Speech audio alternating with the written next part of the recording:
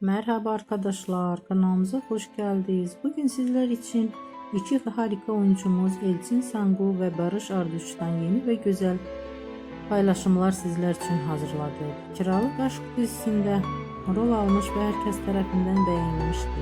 Biz de sizler için onların güzel ve romantik karelerini hazırladık. Bu videoların devamlı gelmesini istiyorsanız kanalımıza abone olup yorum yazmayı unutmayın. Böylelikle